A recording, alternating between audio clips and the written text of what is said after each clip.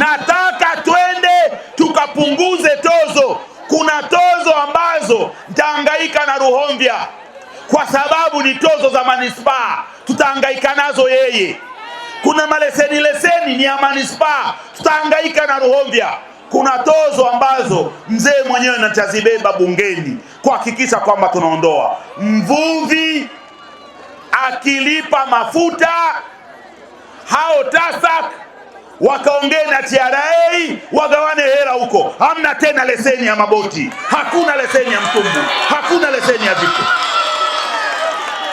Tunataka kwenda kufuta hayo mambo ya leseni za wavuvi, leseni lukuki tunayafuta. Tunataka wavuvi wawe na kitambulisho basi. Wewe ukiwa mvuvi unapata kitambulisho chako mara moja, kinakutambua wewe ni mvuvi. Hamna maleseni ya kukata kila mwaka, hakuna. Kama tingo hana leseni, kama kondakta hana leseni, mvuvi naye hatakuwa na leseni. Nipeni kazi, niende nikabadilishe sera za serikali. Nitumeni bungeni, niende nikafanyie kazi mambo haya.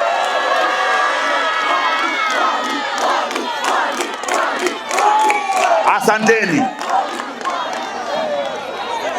Mwaka 2015 nilikuwa mbunge wa jimbo la Kigoma Kaskazini.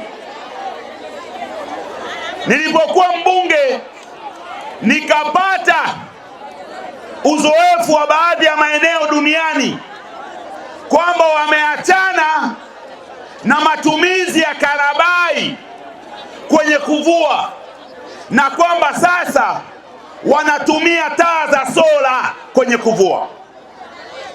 Nikataka tufanye majaribio Kigoma kama inawezekana. Nikazungumza na TANAPA kwa ajili ya kutoa fedha za mfano kwa Mwamgongo na Mtanga, kuwapa wavuvi karabai za sola ili kufanya majaribio ya kuona kama karabai za sola zinaweza zikapunguza gharama na kusaidia kwenye uvuvi.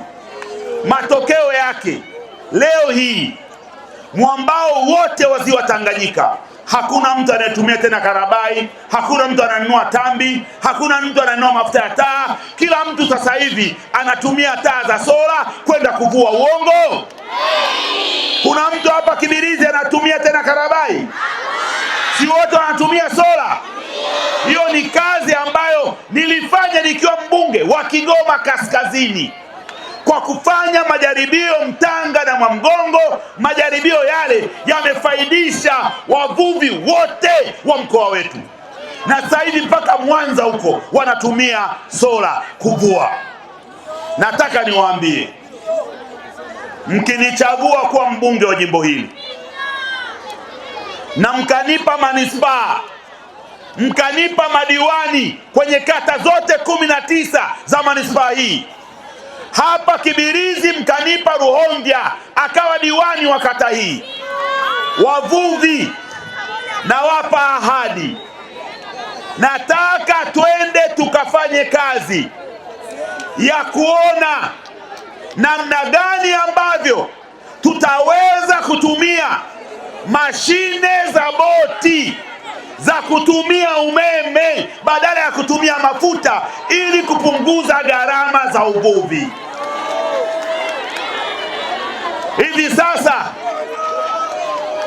ACT Wazalendo, hivi sasa kuna bodaboda Dar es Salaam za umeme, kuna magari ya umeme. Inawezekana kabisa tukawa na mashine za boti za umeme. Naomba mnipe hii kazi. Nitakwenda China, nitakwenda Japani, nitakaa na makampuni yanayotengeneza mashine za boti, tutatengeneza mpango, tutakuja kufanya majaribio. Ikifanya kazi, tutawapunguzia gharama wavuvi, tutaleta mashine za boti za umeme, tutaachana na mafuta na gharama zenu zitakuwa ndogo sana. Naombeni mnitume niende bungeni nikawe mwakilishi wenu, tuweze kufanya kazi ya kuleta maendeleo hayo.